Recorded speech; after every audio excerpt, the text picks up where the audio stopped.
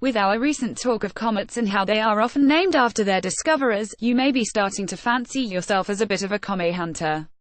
You'd find that you wouldn't be alone in that obsession, either today in the 21st century, where the TV show The Big Bang Theory recently had an episode about a comet discovery, or back in the 17th century, where the devotion of one Charles Messier had an entirely different outcome.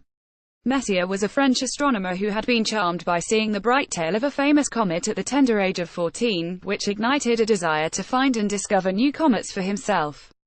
Messier had to leave school at a relatively early age due to the death of his father, but after joining the French Navy at 21, he began to study navigation via the stars and became quite the able observer. He was eventually able to work as an astronomer at an observatory in Paris and did discover more than a dozen comets, which caused the French King Louis XV to nickname him the Comet Ferret. But today, Messier is much better known for cataloguing objects that specifically weren't comets. Back in the day, comets were discovered through careful telescope observation.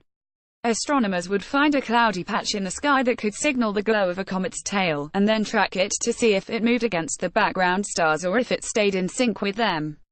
If it moved differently, it was a comet. If it didn't, then Messier and other astronomers figured they were wasting their time.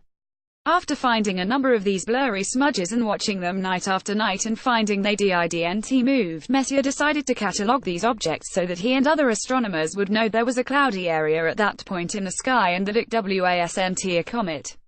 This became known as Messier's catalogue of nebulae and star clusters, and each object was given a number.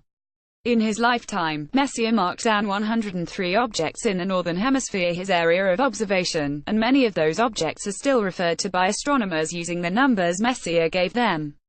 M1, for example, is the dynamic Crab Nebula in the constellation of Taurus, and is easily notated by that shorthand on star charts.